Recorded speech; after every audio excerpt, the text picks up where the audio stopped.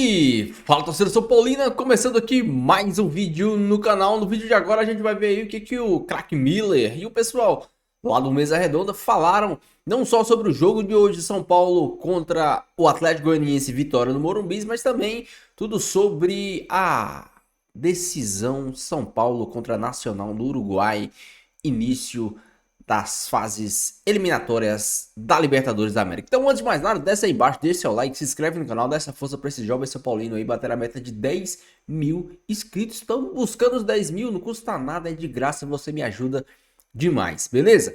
A gente vai estar assistindo o vídeo junto, no final do vídeo você já sabe, eu volto trazendo a minha opinião, as minhas análises, os meus comentários, a gente vai debater e comentar muito sobre o São Paulo e sobre esse mês de agosto, que vai ser, no mínimo, eletrizante. Créditos e direitos autorais estou deixando na descrição, sem mais enrolação, bora pro vídeo. Bom, o Zubeldia pra mim tá fazendo um bom trabalho, pegou também o time no meio do campeonato, tá fazendo um bom trabalho, tem essa questão disciplinar dele que pra mim eu tenho reclamado bastante, ele pilha tanto o time, pô, o Alan Franco, no jogo contra o Goiás, os caras foram expulsos. Já não joga a próxima jogo da Copa do Brasil. Classificado, foi bater boca com o Galhardo, porque é um time pilhado como seu treinador. Hoje, Miller, esse cartão amarelo, ele tá pagando o preço e ele foi bem na coletiva, eu acho. Ele não quis polemizar. Vamos dar uma segurada? Segura, porque a coisa está caminhando legal. O Paulo lembrou bem. O São Paulo hoje era para terminar no G4. Tava até no finalzinho, quando o Palmeiras empata, o Palmeiras volta. Né? Então o trabalho tá legal. Não vale pilhar esse São Paulo. O São Paulo vai chegar prontinho, Miller, para pegar o Nacional do Uruguai. Vai com força máxima. E depois tem o Palmeiras ou um Botafogo. A gente não sabe como essas equipes vão chegar. O jogo e projetando um pouquinho desse São Paulo, Miller. Agora foi a quarta vez que ele leva cartão amarelo e está suspenso. Não, quarta vez. Isso sobre suspensão de treinador, expulsão, isso pra mim é... Nem quero comentar isso, pra mim é sem comentário. O jogo, ele poupou, como tinha que poupar mesmo, né? O São Paulo pegou um time que pra mim já está rebaixado, que é o Atlético Goianiense, fez o seu papel de casa, poderia ter feito 3, 4 gols, porque criou pra isso. O São Paulo hoje tem banco de reserva, tem peça de reposição, isso é muito importante, né? Então acredito que ele fez certo em poupar os seus... O Wellington Rato tá voltando muito bem, você viu que a assistência que ele deu? Acho que é uma peça importante para essas competições aí. Sim. Nestor, capitão, né? O Nestor, pra mim, tem que jogar. Capitão. Nestor, Caleri, Luciano, são jogadores importantes que estão tendo um desempenho bom no campeonato aí na temporada. Então, acho que o que a torcida quer saber é quarta-feira, né? Quarta-feira é o jogo que o São Paulo, o torcedor gosta dele. Montevidéu, né? Em Montevidéu, contra o Nacional, quer dizer, é um jogo difícil, mas o São Paulo vai decidir em casa. Isso é muito importante. Rogério, esse São Paulo, classificado na Copa do Brasil, Libertadores, né, e Campeonato Brasileiro. É um São Paulo para brigar por Copas? É um São Paulo para brigar também pelo título do Campeonato Brasileiro? Como é que você vê esse São Paulo? Não, vejo com condições de brigar por todos os campeonatos. O São Paulo, como o Miller comentou, o São Paulo tem banco hoje. O São Paulo tem esses jogadores que, por exemplo, se a gente falou do Corinthians, de outros times que tem só 13, 14 jogadores, São Paulo tem muito mais. O São Paulo já se equipara, guardada algumas devidas proporções, ao elenco de Palmeiras e Flamengo, na minha opinião. Você bota jogadores de banco, o Wellington Rato voltando, mas era titular, reserva. Nestor... Se não de tanta qualidade, tem uma segunda alternativa no banco, é isso que você quer dizer? Tem jogadores assim, que o treinador confia para colocar, que não vai colocar assim por obrigação. Você vê o próprio André, que fez o gol, o São Paulo criou bastante situações, então assim, botou um time todo reserva e com confiança para jogar. Sabe que se tiver alguma suspensão, alguma lesão, tem jogadores de confiança para colocar para jogar. Então acho que o São Paulo briga pelas 3 competições.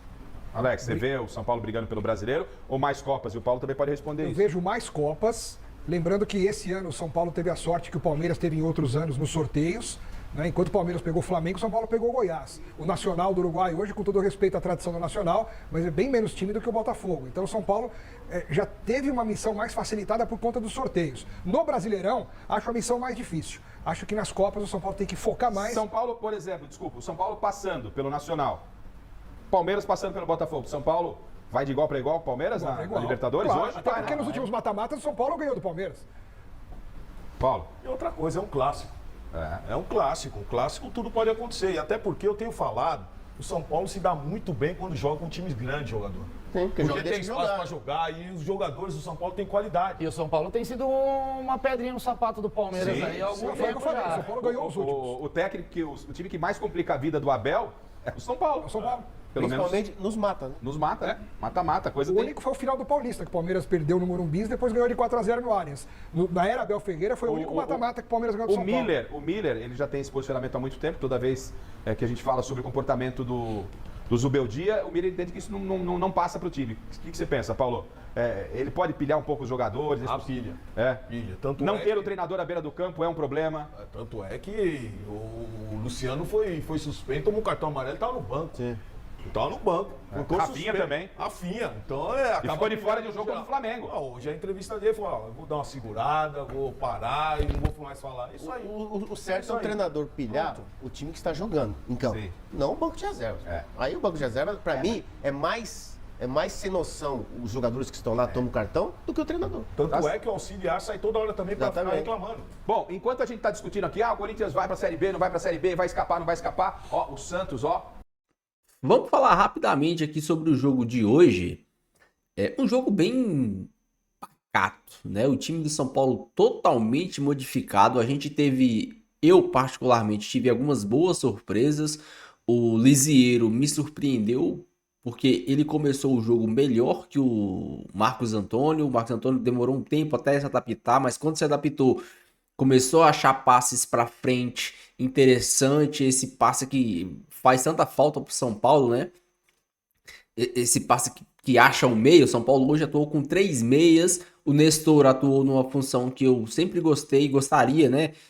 Tive a curiosidade de ver o Nestor atuando, que é ali por dentro, fazendo a de 10.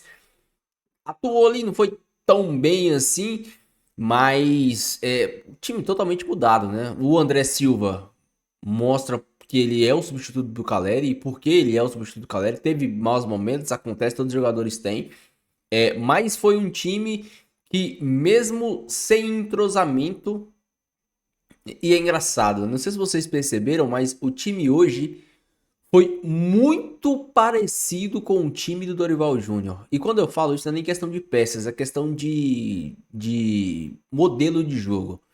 O time do Dorival Júnior tinha esse futebol, essa construção por dentro, essa insistência de tabela por dentro, e aqui não é uma crítica. O São Paulo hoje não tinha jogadores de velocidades.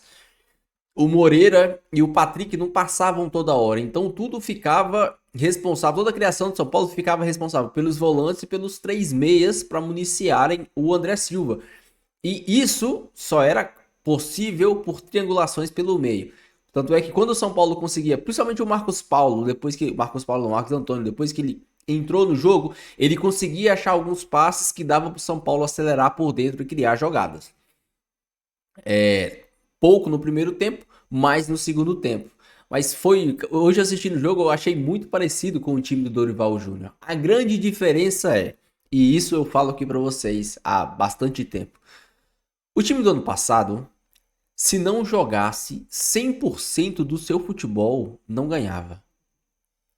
O time do São Paulo, no ano passado, se não desse tudo de si, se não entregasse tudo de si, se não fizesse um jogo perfeito, não ganhava, independentemente do seu adversário. O time do Zubeldia é um time que, mesmo quando não joga tão bem, quando não vai tão bem, o jogo de hoje não foi um jogo brilhante. E tudo bem, acontece.